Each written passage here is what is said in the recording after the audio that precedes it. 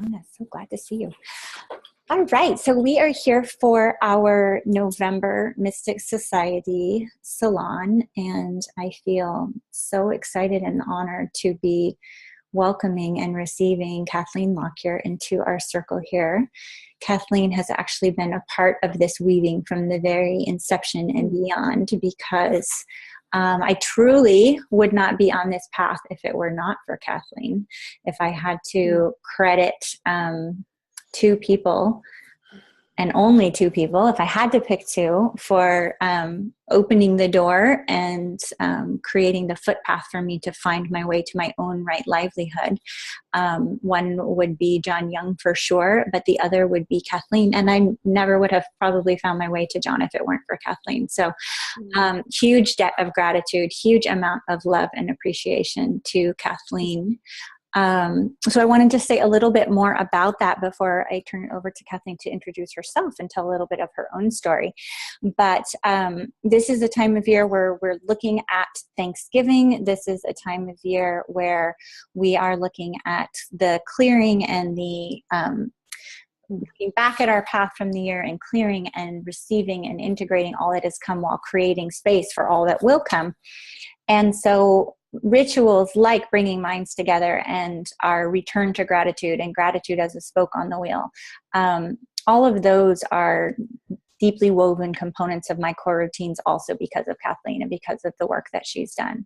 So I would typically at this point in a salon do a little mini Thanksgiving and bring us together in the 8 directions. And I have not vetted this with Kathleen first, but I wanted to see, Kathleen, if you would be open to bringing us together. And for those who are listening to the recording later, from a place of gratitude, just from wherever and whatever is alive for you right now. Would you be open to doing that for us? Yeah, sure. That would be awesome. Thank you. Yeah, well, just before we got on, I was sitting outside and turning my face to the wind, and the wind is coming from the southwest right now where I'm at. I'm just feeling how that felt on my skin and remembering that the natural world is always there and ready to clear what we have coming up for us and allow us to release so that we can fully drop into a place of gratitude.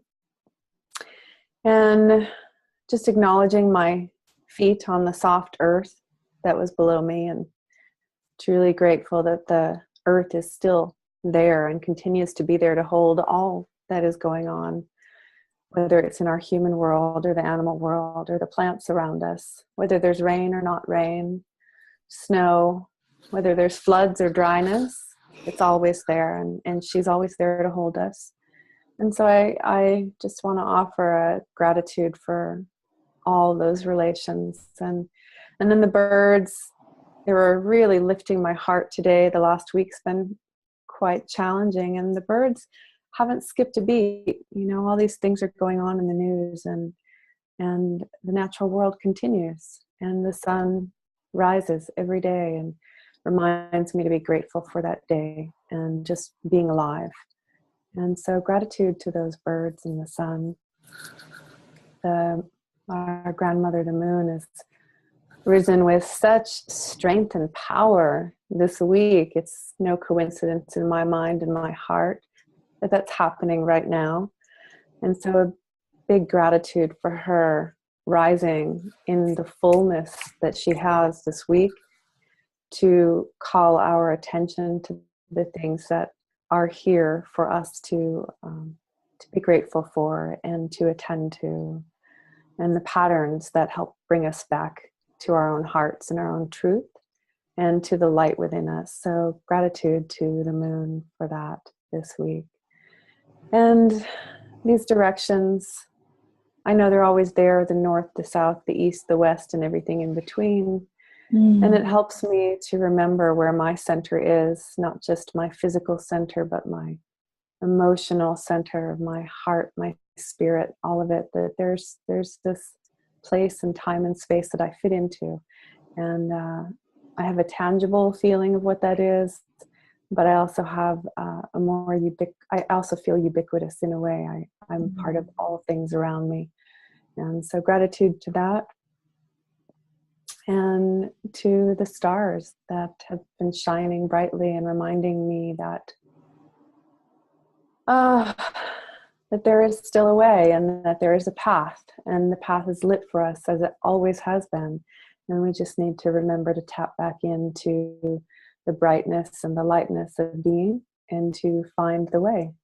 And the stars are one way to that. If we can stop and focus our attention at night and look up at those stars, they give us clues and stories from times before, times now, and times in the future.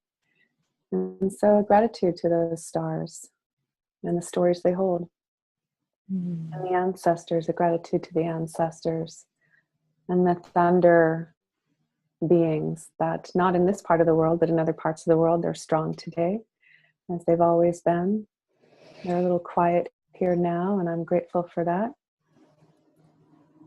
And anything I may not have mentioned, any words that I have not spoken, it's not my intention to forget these things, and it's just the smallness of my human mind that can't grasp them all at the same time, but I feel them in my heart and my body, and my prayers and my dreams, they're always there. So a gratitude to anything that I haven't mentioned here. And then to that great unknown, some of us have a name for it, some of us don't. But whatever that is to you, that great mystery that weaves us all together, that brings us all here today, that lets us know we're part of something greater, and we're part of what we might consider the least little part of life, from the ants to the sky that we can't even fathom. So a gratitude to that unnamed spirit of all things.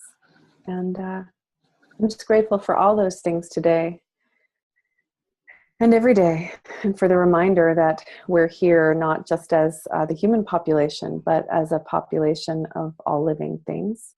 And that brings me to you, Lindsay, and to all the people here today. So, and the people to come. Thank you for all those things. Thank you. Such a blessing to get to experience that in a virtual form.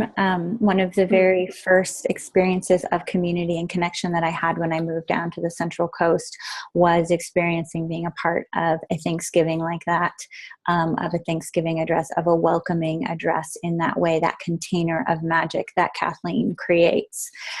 So it's been a huge, huge piece of my Right Livelihood story, but also my story as woman, my story as mama, my very first ever experience with observing mother-daughter and mother-to-mother peacemaking was watching Kathleen.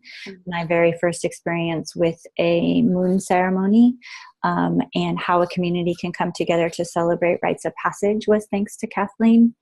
My first experience watching a woman walking in her divine feminine leadership, catalyzing an organization and a community forward towards unity, that also was observing and watching Kathleen.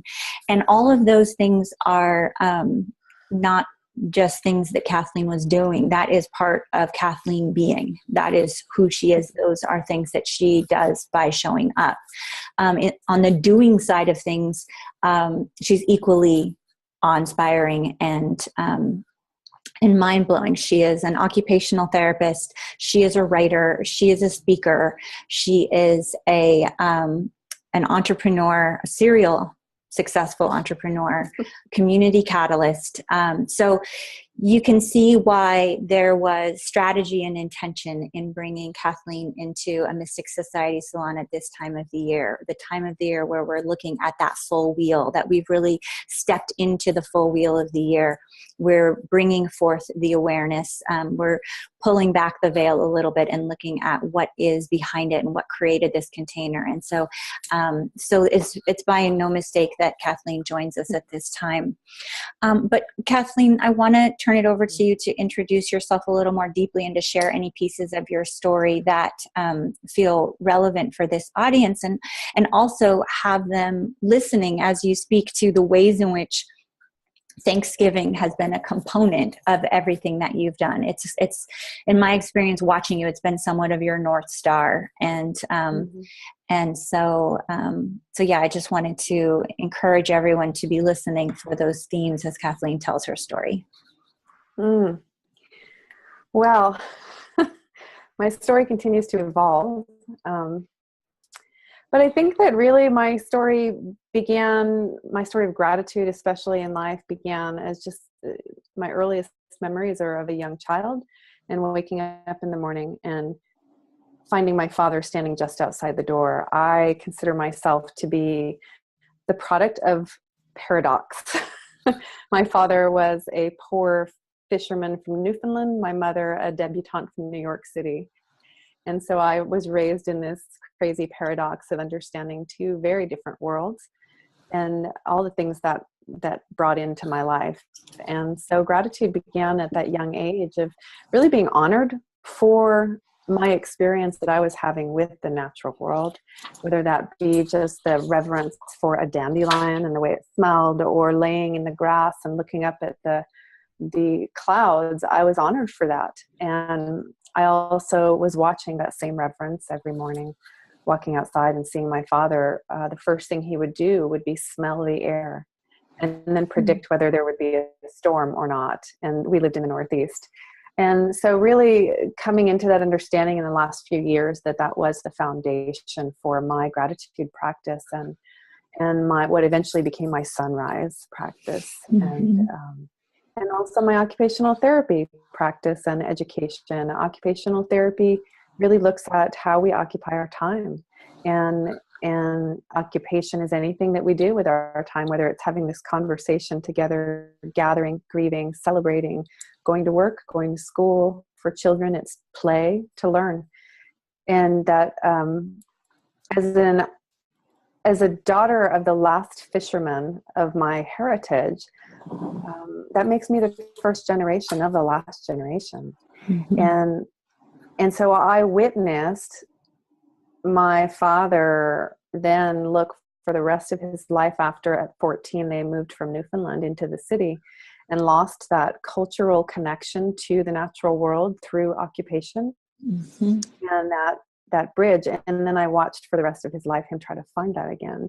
And I understood just in the last couple of years, as I was really sitting with my whole life as in context, what brought me to where I am today. And that was that answering that question of what is meaningful to us as humans and how does that help contribute to our well-being and our health.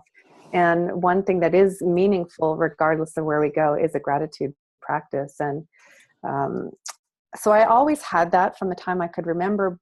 But then more recently in life, I was reminded of that when I had a partner who, as you well know, went on a cancer journey, and I went on that with him, and he did die just over 7 years ago. And for the first time in my life, I experienced what it was to lose that feeling of deep gratitude and that just thankfulness of being alive.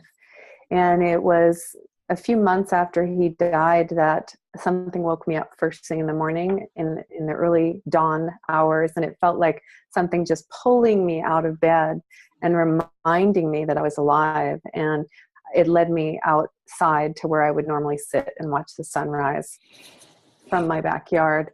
And as I sat there, I remembered in that moment that the sun rose up over the hill and hit the rays of sunlight hit everything around me and just lit everything up. And that same ray hit my heart with such intensity that not only was I remembering to be grateful in that moment, but also remembering to be grateful that I had the experience of not knowing what that felt like for a while, because I had never been able to really understand other people's inability to access that.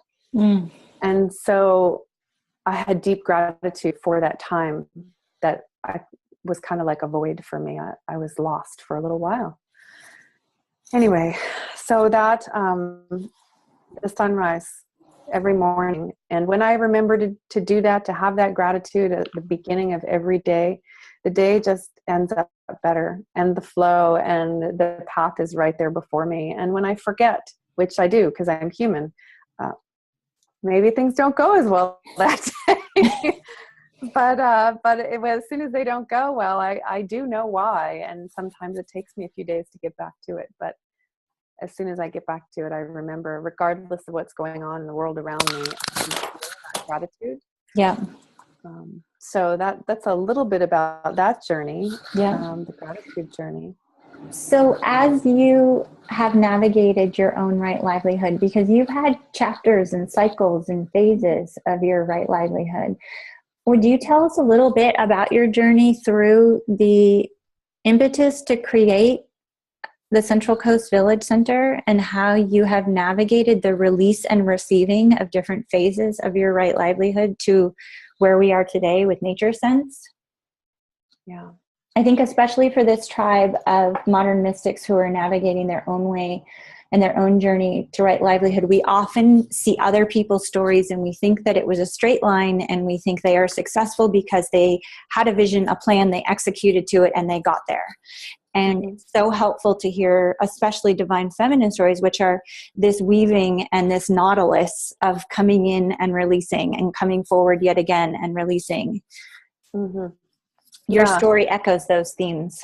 Yeah, and I love that you always remind me of these things, Lindsay. I forget what a journey it's been. You know, I'm here today where I'm at. Right. And you helped me to, you know, my friendship with you over the years has, in a way, helped me piece together the puzzle and really look at it in a holistic viewpoint and from that 10,000 foot view. So I'm so deeply grateful that you're weaving the way you weave like that and that reminder. But so I had just moved out to California when my kids were very young. I think Kira turned 2 the week after we moved out here, and Veda was about 5. And I had come from Connecticut, from a very, what I didn't realize was quite a progressive little community that we had gathered me and some other mothers, and we were off on a non-traditional educational path for our kids.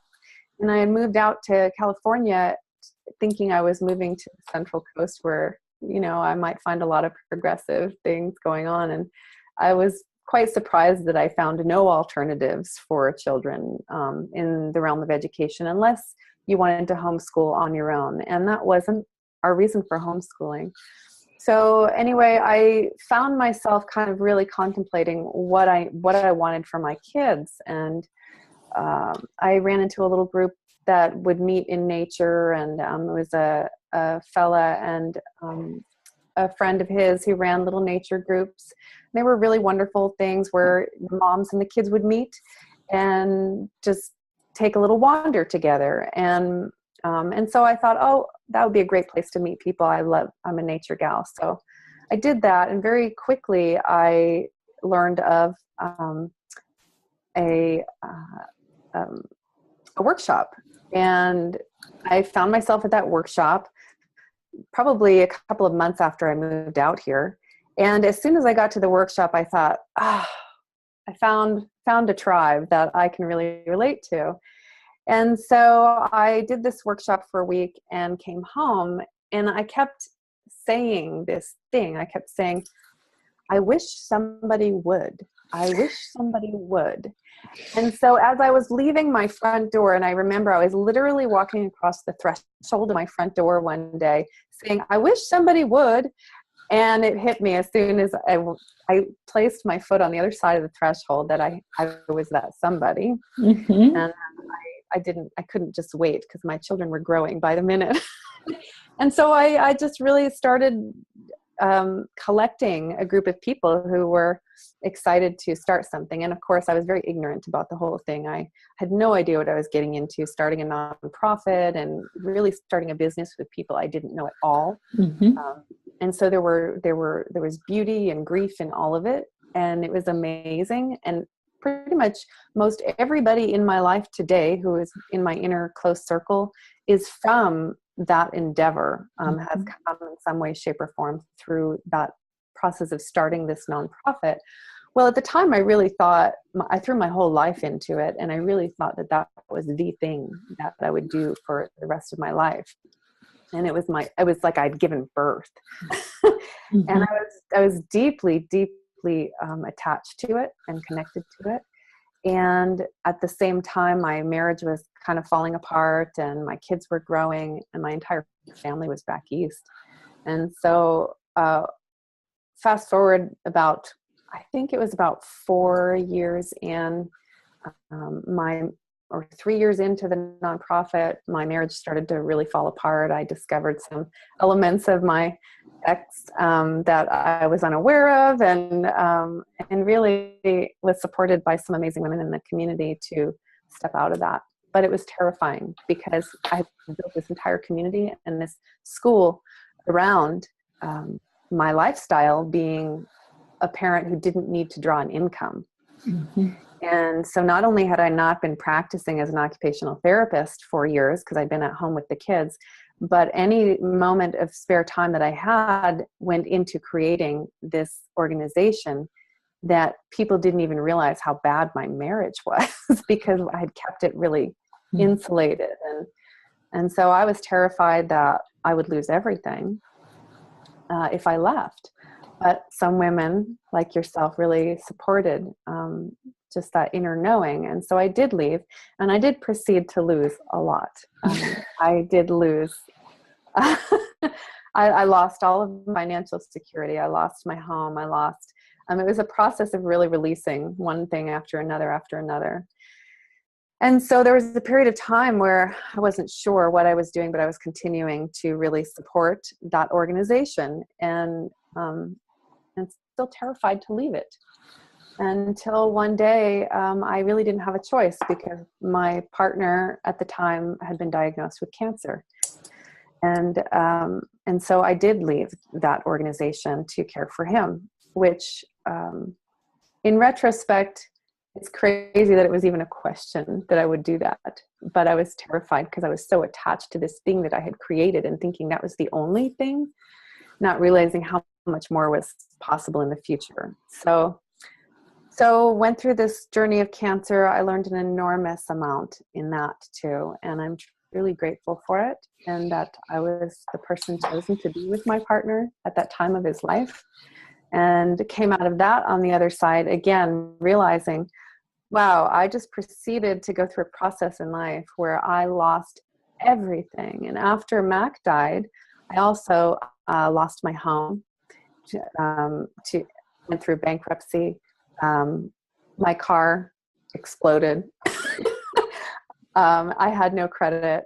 I didn't know how I was, and this all really kind of happened one thing after another. And so every morning I would go and sit for sunrise because I heard Mac's voice saying, because you can.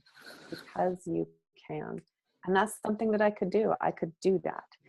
And out of that really came this deep reverence for life and prayer, and this recognition that gratitude is not just a thought, it's a feeling.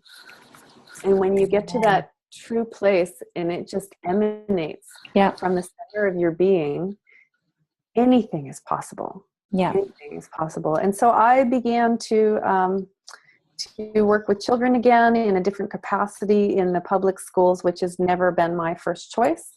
I don't think it's the healthiest place for children. Can it be a good place? Yes, it can be, especially depending on the child. But to support my children, to stabilize our life, I went into the one place I thought I would never work. And that was the public school. And I was kicking and screaming a little bit. And I was for the first couple of years until your husband actually connected with me about some of the really positive elements. And then I was able to release my desire to leave too. And in that started to really see the beauty in my bridge between all the worlds that I had been walking in my whole life, and started to really see, oh, now I'm developing a language for every setting that I can think of to work with children. Mm-hmm. And how can I utilize this time in this job that my little brain was thinking I didn't want to be in, but how can I make this valuable and meaningful and powerful to what I really want to do in the world? And so I've really used that as a learning experience, kind of like a university of sorts. to create then a Foundations in Nature, which is my business name, to describe what all of our foundations are originally from nature, clearly, and for children, that it's not just something that's emotionally good for them, it's what actually built us and wired us, and so it's necessary. And then working with my friend John, on and off, I have definitely having some, as a woman in the world, having a lot of awakenings around what it's like working with men who are powerful in their own right in the world, and how people look at them versus how people look at women, and not judging it, but just really looking at it and saying, wow, okay. And making a lot of mistakes. I've made not mistakes. I don't want to say mistakes, but I have made a lot of decisions that in retrospect, I think, oh, that was from that wound. And that was from that ignorance. And I don't mean ignorance like it's a negative thing. For me, it's something that I haven't. Not knowing. Yep. And not knowing yet. Yeah. And so I really just taking everything that I can in life and looking at it as an opportunity. Yeah. And out of that, in the last year, I've had an amazing year. During that time, shortly after I lost everything, went through bankruptcy, all of that, I would sit on a hill every day and I would do what I call meditation. Some people call it prayer, whatever you want to call it. And in that, I would express the deepest gratitude and also offer up very clearly from a woman's perspective and with no guilt or shame anymore for asking for the things that I really wanted from the universe. And I would ask for clearly the things I needed to have in my life to then be able to bring this work forward. And wouldn't you know that since that resolve and that time, every single thing I asked for has shown up in my life. And that doesn't mean I haven't had to work for it. I'm a single mom. I'm the only one responsible for me and my daughters. I have no family that can support any of it. And so I've been working a full-time job while I'm building this other business and raising 2 daughters. And I used to think I wanted it different. And now I know I wouldn't want it any different because it's been really amazing. Absolutely. And I've met best-selling authors. I've met people who have brought me to Canada to do to speak on stage with 500 people with Richard Louv, a best-selling author, who then offered to help me with a book. And he's going to be a guest speaker on my upcoming podcast series. And then several other people in their own right who are, and I did not reach out to any of them. Every single thing has literally come into my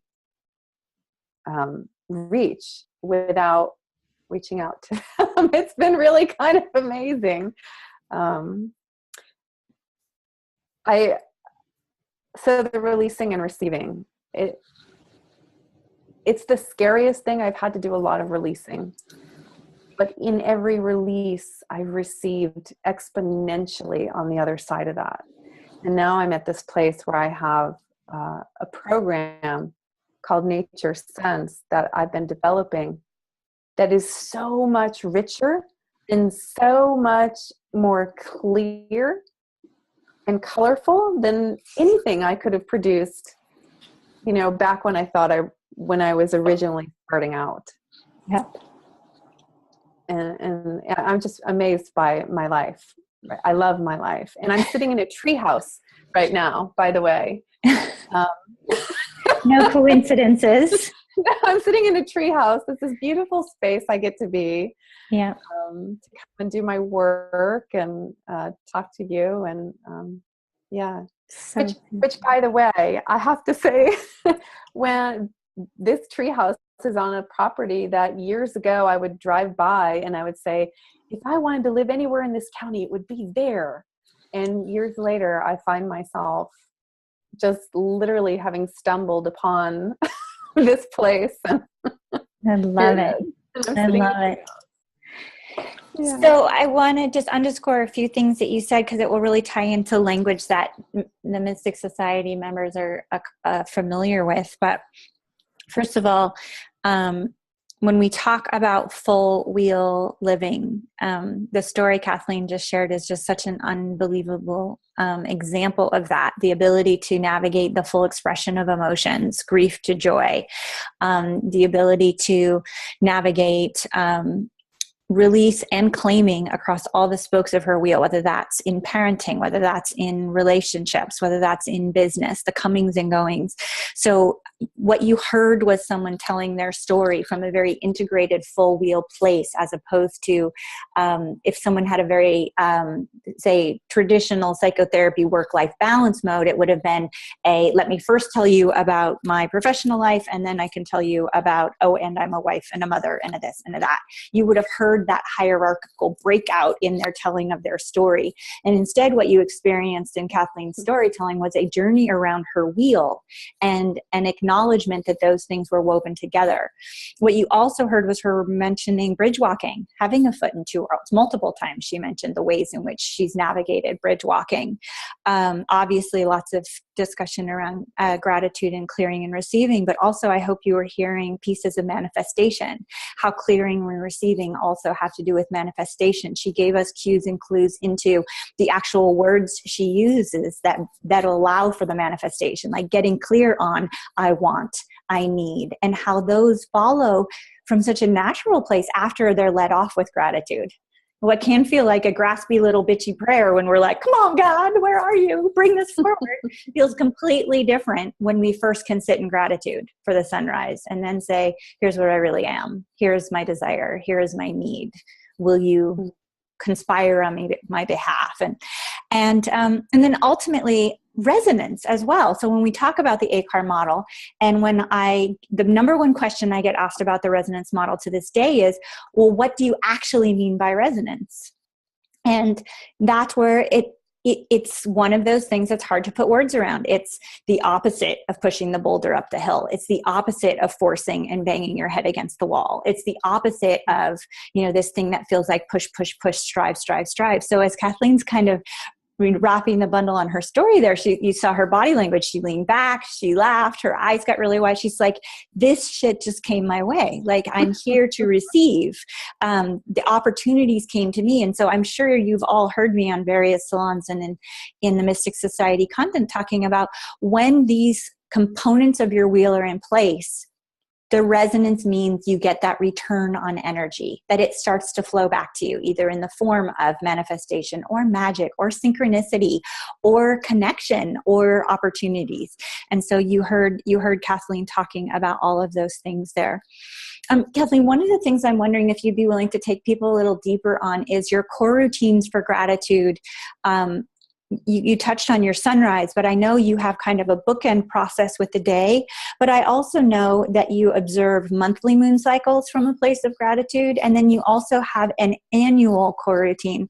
We have, downstream from you, brought a little version of ROCP into the Mystic Society for an end of year component of gratitude. But I was wondering if you might just take us on a little journey around the wheel of your core routines for gratitude in a broader context. Mm-hmm. Yeah. So I'm constantly, again, patterned from that young child walking out the door in the morning. And my daily core routines aren't just the sunrise. They are walking out the door and pausing and taking a breath, feeling where the wind is coming from, looking at what's around, who's shown up in my yard, who's shown up as far as plants, birds. Has there been a limb fall? What am I hearing? And so really tapping into that wisdom that's around me all the time. Years ago, I was expressing some grief in my own life about not having elders in my life.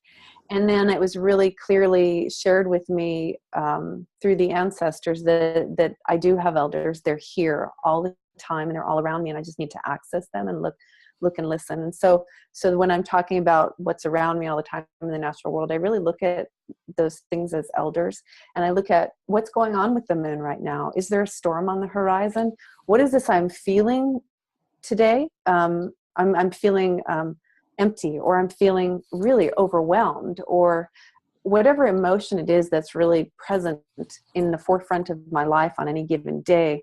I try to, and of course I'm human, so I don't want to come across like I do this all the time and I'm perfect, but I do it often. So I check in with what's going on. Where can I get support from the natural world to help me understand what this emotion is about? And for example, I referred to the moon today in the Thanksgiving, and really looking at this election for me. I'm just going to use this because it's the thing that's up right now. It feels really ominous and dark, and and at the same time, we're in the darkest time of the year, right? And that's the cycle that we're in. So I'm going to look to that to draw some wisdom from. So these are some of my core routines. My core routines are also understanding that there is a time for no and a time for yes. And those things also come from the cycles and the rhythms and the patterns of the natural world. You don't see certain plants growing in the winter. They're saying, no, I'm not growing right now. But there is a time that it's a full yes. And so really drawing from that and listening to our own hearts. Just because we say no today doesn't mean it'll be a no tomorrow. But also for me, when I set an intention or really open myself up, a core routine of prayer or meditation is that I really honor those commitments in that meditation. So if I have said to the universe, if these things show up in my life, I will say yes without question. And so saying yes is a big deal. I've had to say yes to a lot of terrifying things that have always turned out really well, but it's still like, it's still quite okay, yes. Such a great point, just to interject, that the yes is not fear-free. And that fear does not innately mean a no. That some of the edgiest things we do in life are saying yes. Yeah. Exactly. Taking some risks. So let's see, some other core routines. This time of year in particular, I do light a candle every night to remind, if for nothing else, I mean, there's many reasons, but to remind me that light always returns and spring always returns. And to also, I don't say anything to my daughters. They're in the house, just to remind them too. And reminders are huge for me in my core routines. And so, and then you talked about the ROCP. I definitely do versions of that. And I am not what some people would consider a purist, because I am several generations removed from my Irish land, from the landscape that my ancestors grew up on. And I am now the daughter of many landscapes and traditions, the daughter of many experiences in life. And so I draw from the kindest, the clearest, the strongest, and traditions that really resonate. And I put them together in a way that feels really clear to me.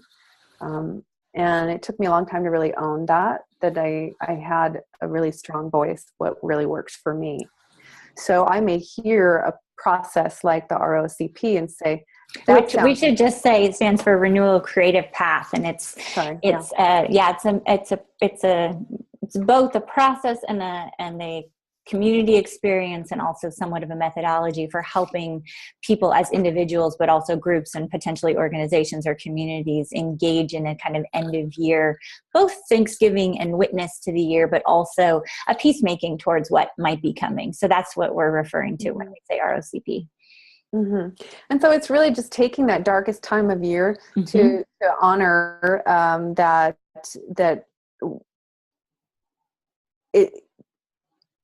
I think of a womb, and that's kind of what the earth in our hemisphere is doing, is really allowing us that time and giving us permission to go into this womb and to have a rebirth of sorts. Yep. When the light returns, when the solstice happens, and we get to then kind of emerge again with having had a thoughtful process of looking back and releasing all that is no longer serving us. So as many things serve me for as long as they do, and then when they don't serve me anymore, it's time to release them. And even things that in the moment I'm kicking and screaming and crying about because it's painful or yucky and I don't like it, it serves me in a big way. And sometimes those are the things that are the most valuable in life. And if we don't really take that time to honor and acknowledge that, or I don't, then I can easily let it go without putting it into the compost of my life and allowing something beautiful to come from it. So those are some of the core routines. I listen to bird language a lot. That is a core routine. I am a huge, huge advocate and believer in bird language for many, many reasons. But as far as a core routine for me, bird language, I believe, in my research really supports it, that it is one of the original engineers of our auditory processing system. And that's one of our systems that we're losing quickly in life, is our, when you look at the next generation of kids, they're not processing sound nearly as much anymore. They're not able to really listen, because hearing is passive, but listening is active.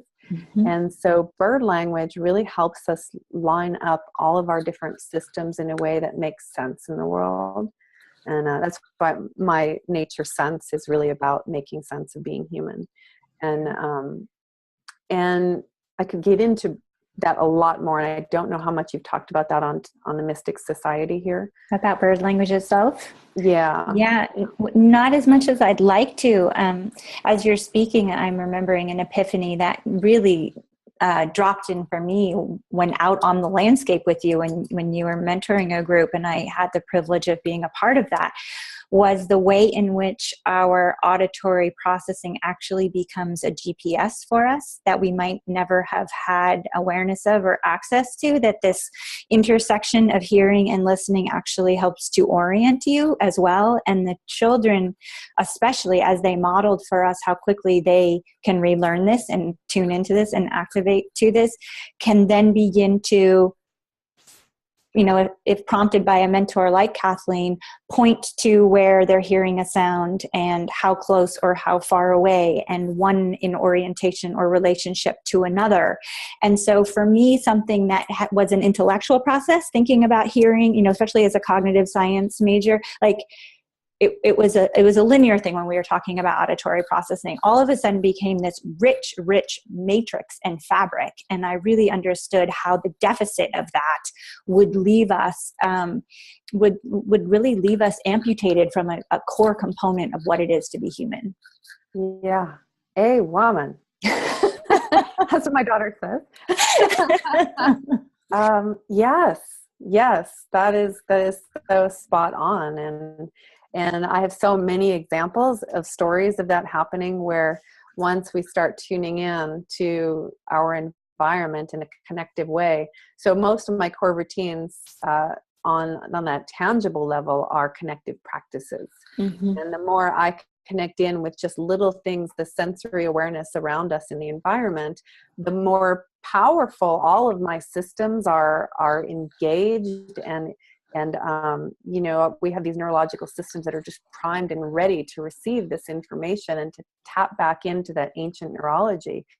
And the more we tap back into that ancient neurology, the more powerful our internal compass is. Right. And our listening systems and our ability to then access that right livelihood that you talk about a lot. Yeah, absolutely. Well, I was going to save this for the end, but I really want to touch on it now. And then I want to ask you about inquiry. But I want to create that really clear link again between what Kathleen is saying about systems being fully engaged and these switches all being turned on, and that these are not separate from that resonance and that magic we talked about. That when she's saying our systems could be more fully engaged and we could therefore be more human and active, that is a direct correlation to the amount of magic you experience, but more importantly, you perceive. Because I think another thing that's come to me by virtue of spending a lot of time in circles with Kathleen is the magic is actually the field in which we are born and we're blessed to live. Whether or not we are tuned into that has everything to do with how awake and how engaged we are. Just like our ability to hear that bird or see that bird or to distinguish one tree from another tree. Our ability to perceive and receive magic, because it is our birthright, has everything to do with how turned on and awake we are. So I just wanted to underscore that point. So if you're still trying to create the link between magic and manifestation and right livelihood and body physiological systems like sensory processing, I really want to make it clear that they are 100% connected. Yeah. Okay. Yeah. And I just to tag on to that, you know, our mutual friend, John, who you referred to earlier, and then our friend, Nicola Pellion, who is the person who's responsible for the trips to the San Bushman tribe in Africa. And then another man, Bradford Keeney, who I've done a lot of reading on and talked with people who've studied with him also, talk about the San Bushmen. And the reason I bring them up, because it's exactly what you're talking about, is they have this this thing that they try to describe to people who visit them, and they call it ropes to God. And that's probably our translation. I don't know if God is actually their word, but what they mean is that they see this magnetic resonance. They actually see that in life, and they see it everywhere they go, this magnetic resonance, to the point where they can communicate with people. And this is actually well documented. People will communicate from the other side of the world.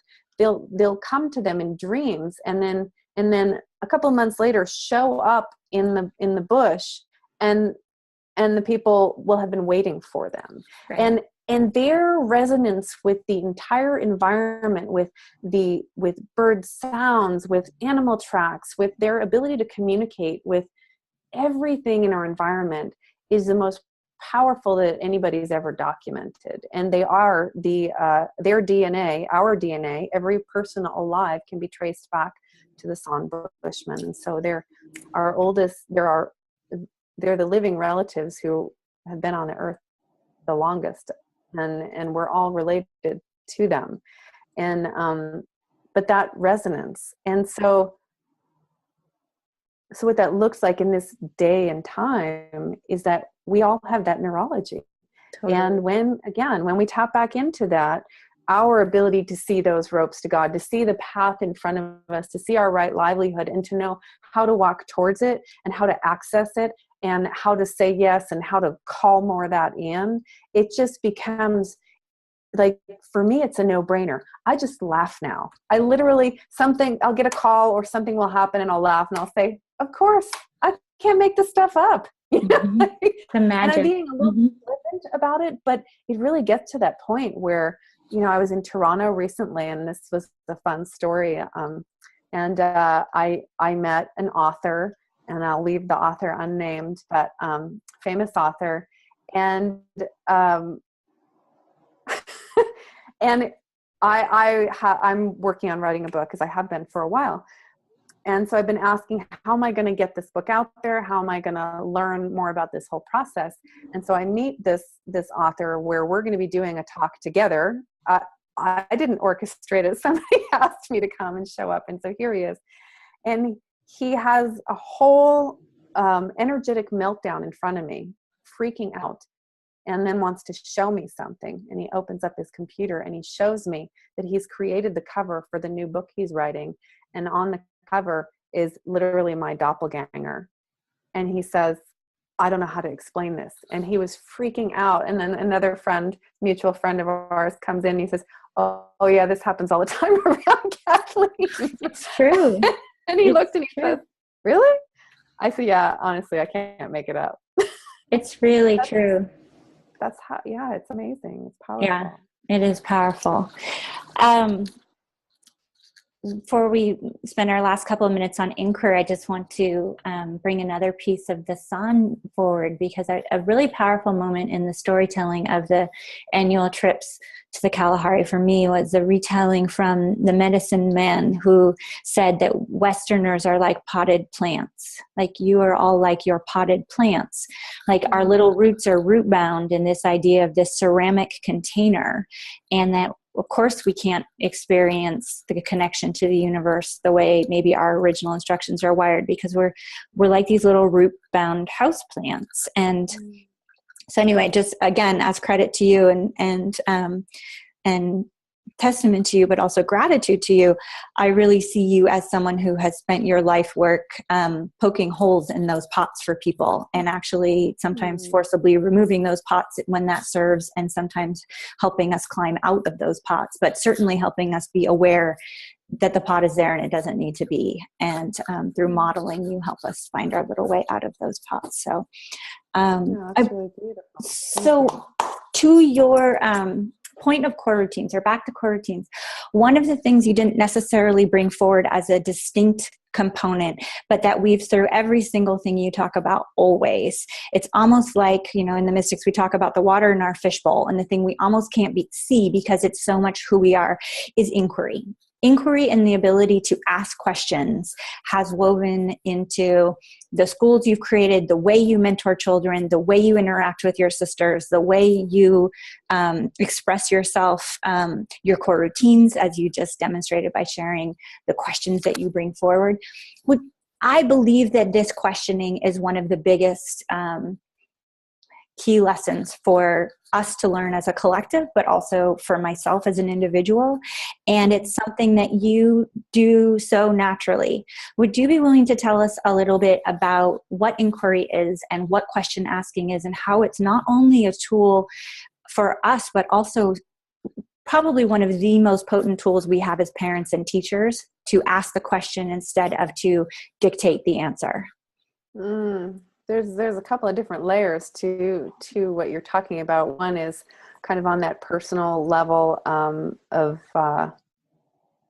life and building relationships in the adult world, and then certainly with children. In the adult world, I'll just touch in because I know we're almost out of time, but I think that asking questions comes naturally, but not always easily. Yeah. Because the connective questions are often the more difficult questions. Right. And so I just really want to put that out there, because we talked about saying yes can be really scary, but asking the connective questions can be really scary too, in building relationships and connection with not just each other, but anything that we're doing in life. So, and on the other side of that, working with children, and again, inquiry is all about building connection.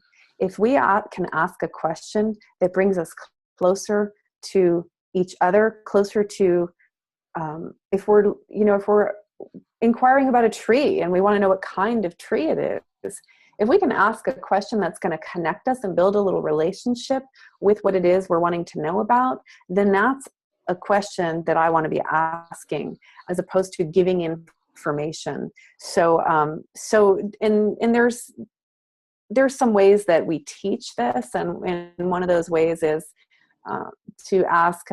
first you can ask a question that, if you're working with a child, for example, that child can answer the question. Again, you're building a little connection and trust between you and that child. So you want them to feel successful. So you ask them a question they can answer. And the next level is ask them a question that you think they can answer, but they might have to stretch a little to answer it. And then the third is a question you're pretty sure they can't answer.